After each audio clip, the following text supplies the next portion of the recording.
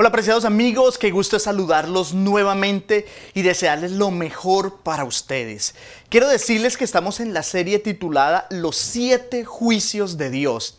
Y el tema de hoy y el tema de mañana son de especial interés para que usted entienda y le quede claro en la mente cómo es la justicia y cómo es la misericordia de Dios. Bien, el título para el tema de hoy es De la cruz a Rey de Reyes. Así que apreciados amigos, por favor siéntese, acomódese, concéntrese, tome las Sagradas Escrituras porque hoy vamos a estudiar unos eventos, apreciados hermanos. Hemos estado hablando del juicio que Dios ha tenido sobre el mundo antediluviano. Hemos hablado del juicio de Sodoma y Gomorra. Hemos hablado del juicio de las tribus del norte. Hemos hablado de cómo Dios perdonó a Nínive. Hemos hablado del juicio que Dios hizo sobre Jerusalén. Hoy y mañana vamos a hablar del juicio que Dios va a tener con el mundo de hoy, con el mundo actual en el cual usted y yo vivimos. Y también vamos a hablar mañana especialmente sobre el juicio que va a caer, dice Apocalipsis, sobre una gran ciudad llamada Babilonia. Así que apreciado amigo, tome las Sagradas Escrituras porque hoy vamos a hablar de un tema supremamente importante. Yo sé que la mayoría de las personas hoy están recordando la muerte de nuestro Señor Jesucristo. Así que vamos a enfocarnos en ese tema. Ayer mi hijo Daniel Esteban le preguntaba a la mamá, ¿por qué Pilatos no pudo salvar a Jesús? Si Jesús era un hombre bueno, si Jesús era un hombre inocente, ¿por qué murió? ¿Por qué lo dejaron morir? Eso no es justo. ¿Por qué? Y en la mente de mi hijo de 8 años no cabe que cómo es posible que alguien justo, que alguien bueno, alguien que no haya hecho nada malo, fue y murió en la cruz por nosotros. Así que a él no le cabe eso en la mente. Y yo estoy seguro que a muchos niños, a muchos jovencitos, a muchas personas que están escuchando el tema de hoy, no les cabe en la mente cómo es posible que Jesús, sanando a los enfermos, resucitando a los muertos, ayudando a los pobres, terminó en una cruz. Pues apreciados hermanos, hoy vamos a desarrollar ese tema a la luz de las Sagradas Escrituras. Ahora, usted en este momento está en su casa. La pregunta es, ¿por qué? Porque hay un virus que se llama el coronavirus, el que nos metió en nuestras casas.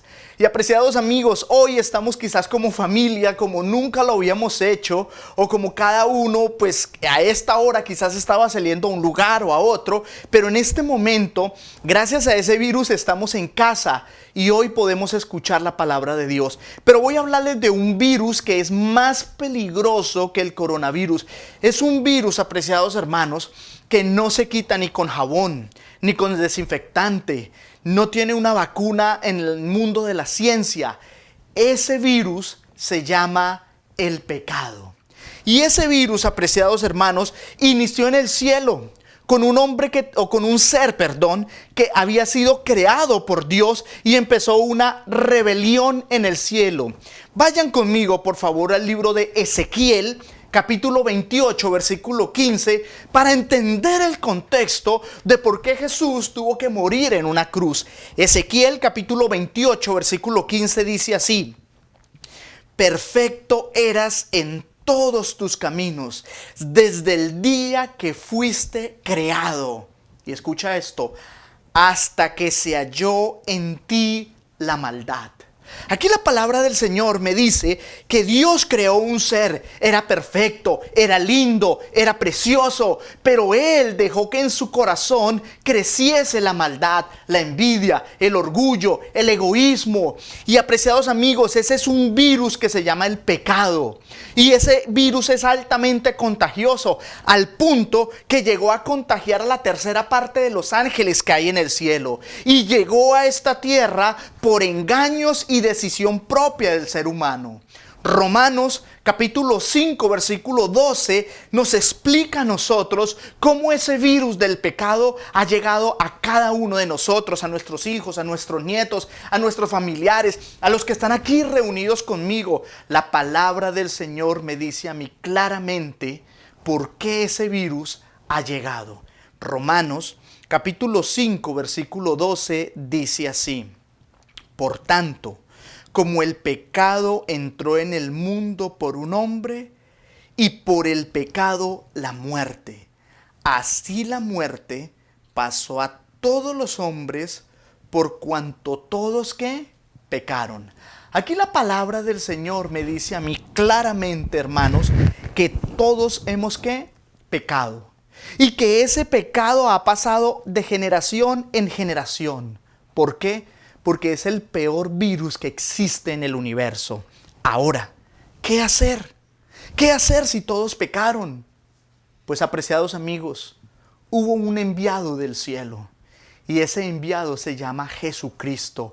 Jesucristo fue enviado, pero Él también se ofreció para salvar al hombre. Así que Él, cuando llegó a este planeta, apreciados hermanos, la palabra de Dios me dice que nació en un pesebre, en una cueva. Apreciado niño que estás ahí, ¿te imaginas lo pobre que nació Jesús? En una cueva. Ni siquiera fue al hospital, ni a la clínica. Nació en una cueva. Es más, su primera cuna fue en un establo, en una paja, en un bebedero de animales. Ahí lo colocaron. Jesús vino, pero en el tiempo que estaba Jesús, la maldad había crecido de una manera impresionante. Ahora, apreciados amigos, muchos no entendieron su misión, pero Él sabía que tenía que morir por la humanidad. La ley de Dios había sido quebrada. Y hermanos, la ley de Dios reclamaba una justicia. Y solo alguien igual a Dios podía pagar la deuda. Escucha esto, escucha esto. La ley de Dios se quebró. Y solo alguien igual a Dios podía pagar o satisfacer la justicia que la ley demandaba. Porque cuando el hombre peca, apreciados hermanos, demanda una justicia. Pero el Hijo, Jesús, se ofreció. Y Jesús es igual al Padre. Ahora mira lo que dice Primera de Juan, capítulo 1, versículo 29, hablándonos a nosotros de un cordero que iba a ser sacrificado por nosotros.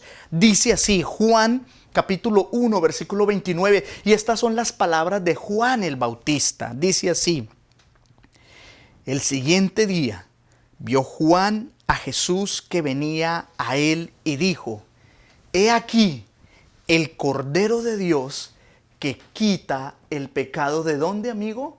Del mundo. Ese Cordero se llama Jesucristo. ¿Cuántos dicen amén? Ese Cordero es Jesucristo que vino a morir por mí y vino a morir por ti. Así que, apreciados hermanos, Juan el Bautista identifica claramente a Jesús como ese Cordero que puede limpiar, que puede sanar y que puede hacer que nuestro corazón esté apto para estar en la presencia del Señor. Amén. Y hermanos, eso a mí me da una alegría, porque mi salvación no depende de los políticos. Mi salvación no depende del dinero. Mi salvación no depende de la familia. Mi salvación depende de mi Señor Jesucristo. Ahora, cuando el hombre y la mujer pecaron, fue el primer silencio en el cielo. ¿Qué hacer? Adán y Eva pecaron, Felipe. ¿Qué podía hacer en este momento Dios? ¿Condenarlos o perdonarlos? Y cualquiera de las dos decisiones que tomara Dios, Satanás lo iba a acusar. Si Dios decide condenarlos, la pregunta es de Satanás: ¿se dan cuenta que Dios no es amor? Pero si Dios toma la decisión de pasar por alto y perdonarlos plenamente, Satanás lo iba a acusar. Y le iba a decir: ¿y dónde está la justicia? Pero, apreciados amigos y hermanos, cuando el hombre y la mujer pecaron, los ángeles dejaron de tocar en el cielo, dejaron de alabar al Creador y hubo un silencio total. ¿Qué haría Dios? Pero cuando el hombre pecó, Dios tenía algo que se llama una provisión. Y esa provisión se llamaba Jesucristo. Y yo quiero que tú extraigas de aquí la primera lección para tu vida. Quizás no tienes trabajo. Quizás no has podido trabajar este mes como lo hacías antes. Quizás no vas a tener cómo pagar los recibos. Quizás no vas a tener el dinero suficiente para el mortgage. Quizás no sabes si te enfermas, qué pasará. Yo te voy a decir algo. Dios tiene algo que se llama provisión.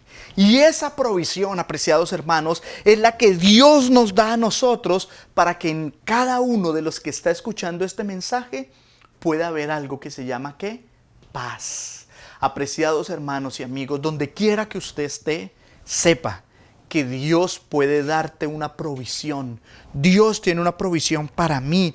Yo recuerdo hace algunos años que, como a todos ustedes, a mí me pagan siempre el mes 30, ¿no? Y era aproximadamente el día 20. Y el día 20 yo voy a revisar mi cuenta al banco y me quedaba unos cuantos centavos o unos cuantos dolaritos. Y era justo lo que yo necesitaba para poder echar gasolina a mi carro y hacer mi trabajo. Y todavía faltaban 10 días para el pago. ¿Qué íbamos a comer en 10 días? Así que yo miré a mi esposa y le dije, amor, ¿qué hacemos? En ese tiempo no teníamos niños, así que, bueno, cuando somos dos, pues se maneja la situación. Al día siguiente, alguien llegó a mi casa y tocó el timbre. Y yo dije, ¿quién viene? Así que yo por la ventana miré y era una hermana de la iglesia. Y la hermana de la iglesia me dijo, hola pastor, buenos días. Así que yo salí, hermana, ¿cómo está? ¿En qué le puedo ayudar? Pastor, yo aquí le traigo estas bolsas de mercado para usted. Pero hermana, no sé, pastor, Dios de alguna manera impresionó mi corazón y quise traerle este regalo a usted. Cuando yo entré a esas bolsas de mercado, recuerdo tanto que la hermana había preparado un arroz con leche. ¡Qué delicia! Y además de las bolsas de mercado, y con mi esposa nos arrodillamos y dimos gracias. Porque ese mercado era el que necesitábamos para llegar al día 30. Dios siempre tiene una provisión, hermanos. Y cuando Dios vio que el hombre pecó, Dios tenía una provisión. Ahora, ¿es Dios justo o es Dios misericordioso? Yo quiero que vayas conmigo a uno de los textos más importantes de la Biblia. Y este texto se encuentra en el Salmo 85, versículo 10. Y yo quiero que tú vayas a la Biblia o lo leas ahí en la pantalla donde va a salir. Salmo 85, versículo 10. Es un texto que nosotros debemos aprender claramente. Mire lo que dice. La misericordia y la verdad se encontraron. La justicia y la paz se besaron. Dios, apreciados hermanos, a través del sacrificio de Jesús, une lo que se llama la justicia y une lo que se llama el amor. Y nosotros en la cruz de Cristo podemos ver el amor y la justicia de Dios unidos. Por eso, apreciados hermanos, es que para nosotros la cruz de Cristo tiene un significado muy importante, tanto en el amor como en la justicia de Dios. Ahora, llegó el viernes donde Jesús fue tomado preso, el viernes donde Jesús murió, el viernes donde Jesús fue sepultado. Ahora, apreciados amigos, algunos de ustedes pueden creer que para Jesús fue fácil morir en la cruz. Y no. Algunos dicen, pero es que Jesús era Dios y para Él era fácil. No. El libro de Mateo, en el capítulo 26 y versículo 39, nos dice que Jesús esa noche se arrodilló ante el Padre y le dijo, Padre, si es posible, pasa de mí esta copa. ¿Qué significa eso, amigo? ¿Qué significa pasa de mí esta copa? Señor, si hay otra manera. Padre, si hay otra manera diferente. Pero lo que me impacta es que Jesús las 3 veces que le dijo al Padre, Padre, si es posible, pasa de mí esta copa, siempre le dijo, pero no sea como yo quiero, sino que sea como tú dices. Apreciado hermano y amigo, la palabra del Señor dice claramente que Jesús se sometió. ¿A qué se sometió? A la voluntad del Padre. Pero voy a ir un poquito más allá. Jesús, en su humanidad, tenía el temor de que se quebrara y fuera débil en ese momento. Pero ¿cómo? Sí, hermanos, la humanidad de Jesús era eso, humanidad. Y por eso es que Jesús le dice al Padre, Señor, si hay otra manera, hagámoslo. Pero no sea como yo quiero, sino como tú dices. A pocas horas de que Jesús fuese crucificado, el Padre le dijo a Jesús, no hay otra manera. Vas a tener que morir. Así que, apreciados hermanos y amigos, nosotros hoy tenemos que ver claramente lo que nos presenta las Sagradas Escrituras. Yo quiero decirte que Jesús ese viernes fue traicionado por un amigo, fue negado por otro amigo, fue abandonado por sus amigos. Además de eso, la palabra del Señor me dice que tuvo un juicio falso. Lo golpearon, lo escupieron. Apreciados hermanos, lo que Jesús tuvo que enfrentar fue terrible. Un juicio falso, falsos testigos, golpeado, masacrado. Luego fue llevado ante un impío llamado Pilatos.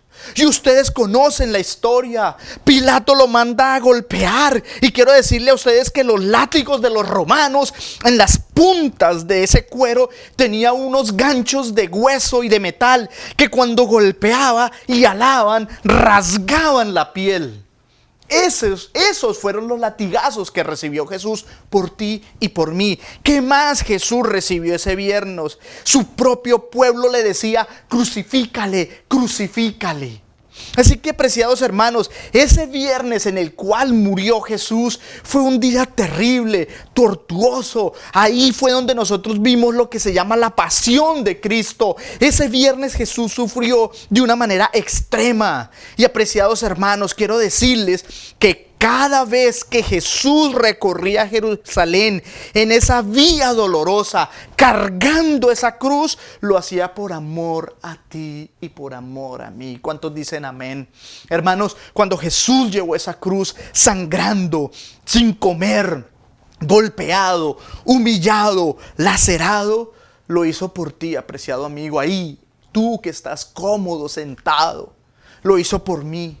Jesús murió, Jesús ese viernes, apreciados amigos, por esa vía dolorosa que nosotros podemos ver. Jesús fue llevado rumbo al matadero, por ti y por mí. ¿Y sabes qué es lo impresionante? Que Jesús nunca se quejó. ¿Cuántas veces tú te quejas con Dios? ¿Cuántas veces te quejas con tu familia? ¿Cuántas veces te quejas de lo duro que es esta vida? ¿Cuántas veces te quejas de esto y esto? Y en vez de tener un corazón agradecido, siempre estamos quejándonos. El dinero no me alcanza, el tiempo no me alcanza, yo quiero esto, yo quiero esto. Nunca estamos satisfechos. Y Jesús en ese viernes, apreciados amigos, murió. Y yo quiero que tú entiendas algo. ¿Por qué murió Jesús? Para pagar la deuda que tú y yo teníamos. Y esa deuda, apreciados amigos, es más grande que cualquier hipoteca, más grande que cualquier deuda externa. Mira lo que dice Lucas, capítulo 23, versículo 34. Mira cuando a Jesús le abrieron sus manos, luego le abrieron las otras, apreciados hermanos, lo desnudaron. Y cuando Jesús fue tirado en esa cruz y le colocaron unos claves terribles en sus manos, mira lo que hizo Jesús. Lucas 23, 34. Mira lo que hizo por ti y por mí. Jesús decía, Padre, perdónalos porque no saben lo que hacen. ¿Y qué hicieron ellos con la ropa de Jesús? Pues los soldados tomaron el manto y lo jugaron al azar, a los dados. Y eso estaba profetizado desde el Salmo 22. Hermanos, aunque Jesús estaba padeciendo allí, tuvo misericordia incluso de los que lo estaban crucificando. ¿Te das cuenta lo grande que es el amor de Dios y te das cuenta lo pequeñito e insignificante que somos tú y que soy yo. Así que, apreciados hermanos, Jesús pagó la deuda por ti y por mí. Y yo quiero decirte que cuando Jesús estaba en esta cruz, hermanos, era un viernes en la tarde. Las personas pasaban y era una escena vergonzosa. Pero las Sagradas Escrituras me dicen que Dios como que no permitió tanta vergüenza y mandó una oscuridad misteriosa. Y aún así, mandando Dios esa oscuridad, el pueblo no entendía. ¿Cuántas veces nosotros somos rebeldes y testarudos? Pero luego, Juan capítulo 19, versículo 30 dice así: cuando Jesús hubo tomado vinagre, dijo: consumado es. Y habiendo inclinado la cabeza, entregó ¿qué? El Espíritu. Jesús murió en ese momento. Cuando Jesús muere, la tierra tiembla. Y en el cielo hay el segundo silencio. El segundo. ¿Qué pasó? ¿Logró vencer o no?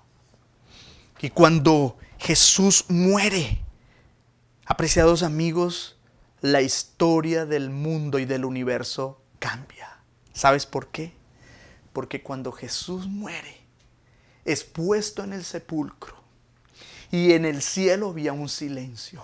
Y cuando estaba en el sepulcro, apreciados hermanos, Jesús fue puesto viernes en la tarde en el sepulcro.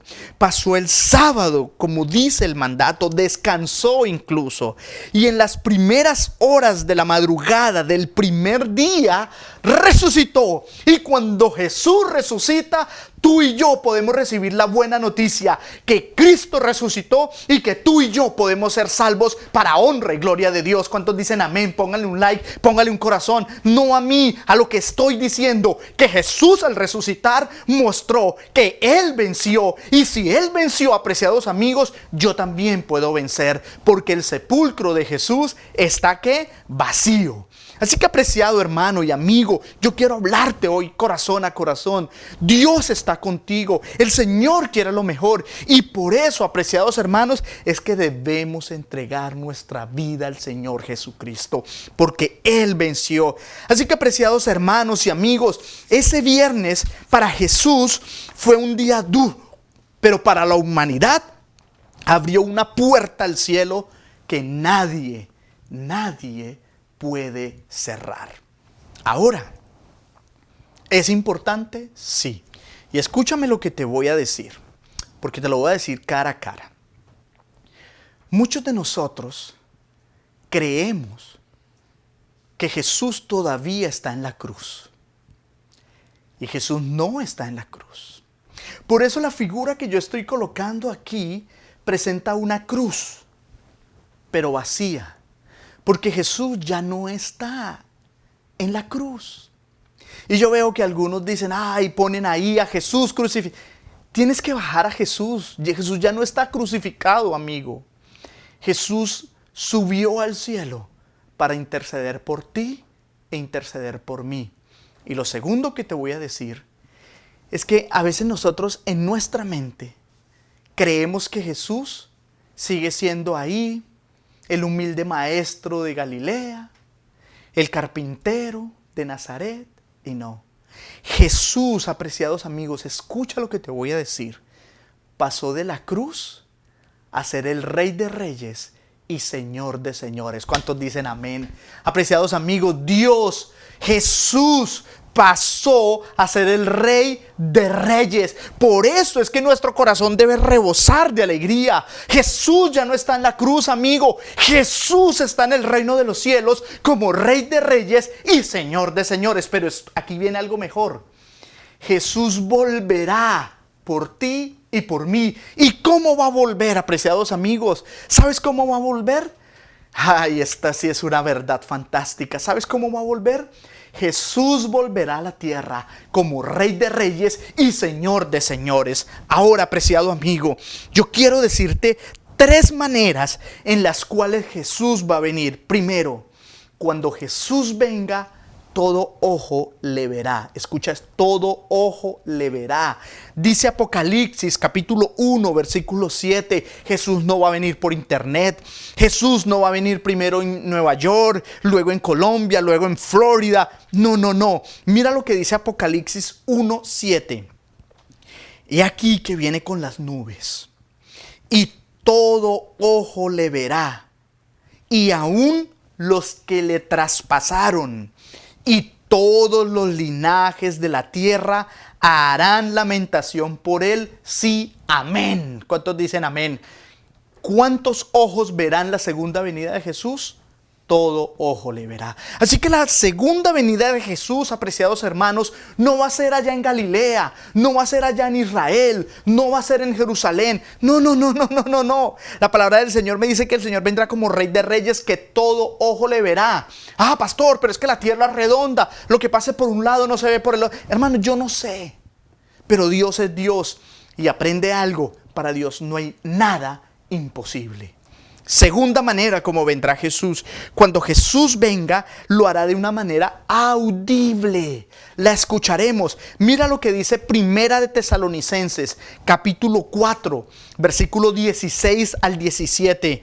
Porque el mismo Señor, con voz de mando, con voz de arcángel, con trompeta de Dios, descenderá del cielo, y los muertos en Cristo, ¿qué dice? Resucitarán primero. ¿Cuántos dicen amén? Gloria a Dios. Yo sé que muchos de los que me están escuchando han enterrado a sus seres queridos, a mamás, papás, primos, hermanos, conocidos.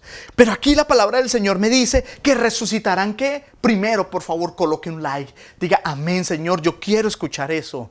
Pero mira lo que dice el versículo 17. Luego nosotros, los que vivimos, los que hayamos quedado, seremos arrebatados juntamente con ellos en las nubes para recibir al Señor. ¿Dónde, amigo? En el aire. Y así estaremos con el Señor. Amén. Yo quiero estar con mi Señor Jesucristo. Y la tercera manera como vendrá Jesús es que Jesús vendrá con gloria, con poder y con todos sus ángeles. Mira lo que dice Mateo capítulo 24, versículo 30. Entonces aparecerá la señal del Hijo del Hombre, ¿dónde? En el cielo. Y entonces lamentarán todas las tribus de la tierra, y verán al Hijo del Hombre viniendo sobre las nubes del cielo con gran poder y gloria. Amén. Pero cuando Jesús venga, amigo, ya no habrá tiempo. Quizás cuando Jesús venga, ya no va a haber tiempo de tomar decisiones diferentes a las que estás tomando. ¿Por qué? Porque ya no sirven.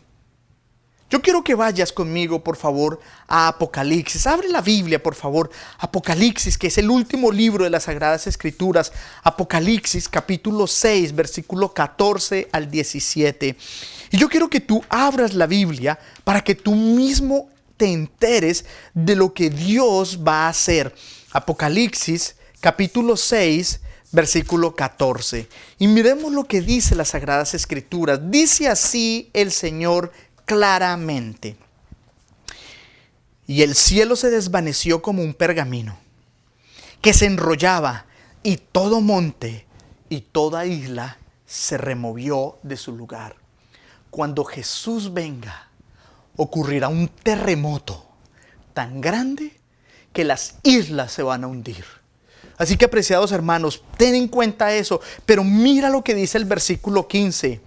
Y los reyes de la tierra, los grandes, los ricos, los capitanes, los poderosos, los siervos, los libres, se escondieron entre las peñas de los montes. Y decían a los montes y a las peñas: caed sobre nosotros y escóndenos del rostro de aquel que está sentado sobre el trono, de la ira del Cordero. Porque el gran día de su ira ha llegado.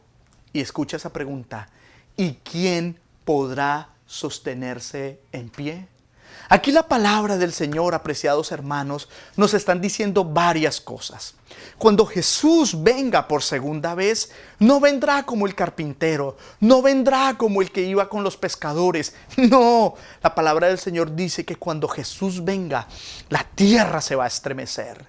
Y las personas que no lo aceptaron se esconderán de miedo, se esconderán de terror. Mañana yo les presentaré paso a paso lo que va a suceder. Pero el juicio de Dios llega, tarde que temprano llegará, apreciado amigo. Tú que te burlas de Jesús, tú que te ríes de Dios, tú que cuando estás tomándote las cervezas comienzas a echar chistes de Dios, comienzas a burlarte de Dios, a decir, de algo nos tenemos que morir, pues comencemos a morirnos ya. Eso no, todos nos vamos a morir, desperdiciemos la vida. Cuando llegue ese momento, apreciados amigos, tus rodillas se van a doblar del terror y del miedo. Y la palabra del Señor me dice que incluso le van a decir a las piedras, escóndenos del rostro de nuestro Dios. Pero lo interesante, apreciados amigos, es que solo habrá dos grupos: los que estarán con el Señor y los que no estarán con el Señor. Y aquí yo escribí algo que quiero compartirte, apreciado amigo. Mira lo que yo escribí aquí. Llegará el momento donde querrás correr para que te hablen de Dios y te den un curso bíblico, pero ya no servirá de nada. Buscarás orar, pero tus oraciones ya no serán oídas, ni tampoco tus plegarias. Buscarás un pastor para que te bautice, pero quizás ya los pastores no estarán dispuestos para hacerlo. Hoy te estoy haciendo un llamado. ¿A cuál grupo quieres pertenecer? ¿A los que dicen escóndenos? ¿O los que levantaremos las manos y diremos, este es nuestro Dios, le hemos esperado y Él nos salvará? Apreciado amigo y hermano, ¿en cuál grupo quieres estar? Yo sé que tú quieres estar con los que estaremos gozosos, con los que vamos a recibir al Señor en el aire y vamos a estar con Él forever. ¿Tú quieres estar en ese grupo? Si tú quieres estar en ese grupo, di amén.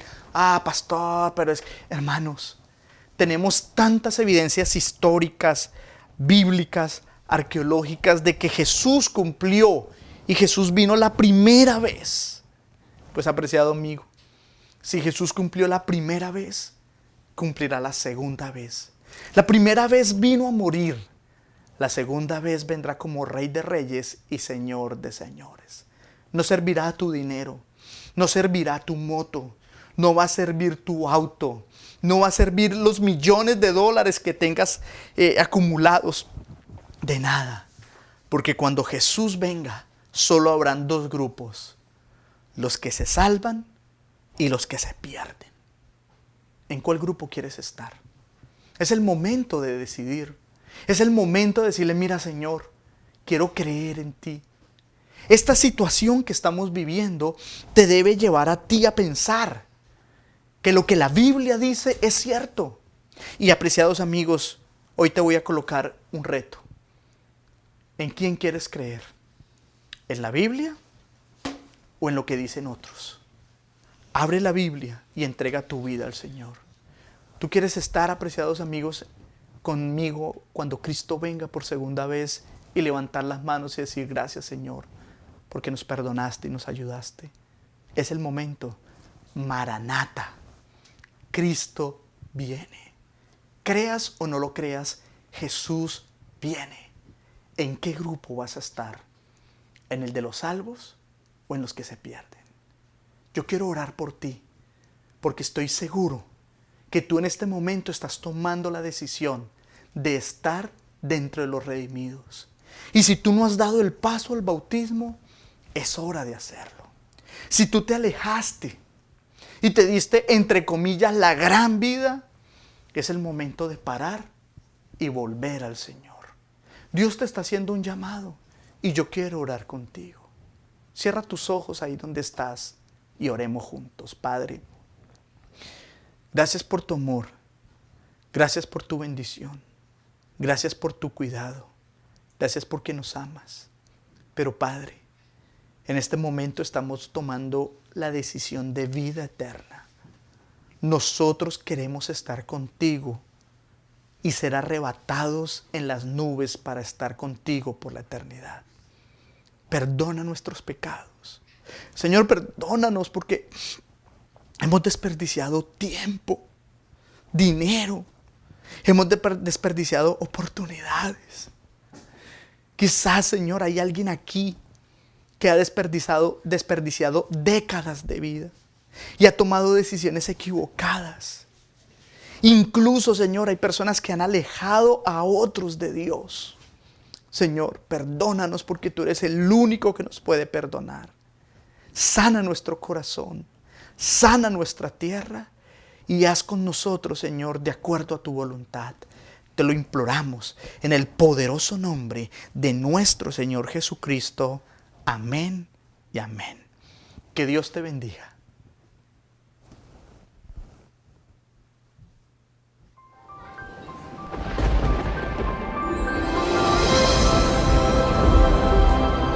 Sécase la hierba, marchítase la flor, pero mi palabra permanece para siempre. Reavivados por su palabra. Un viaje hacia el corazón de Dios.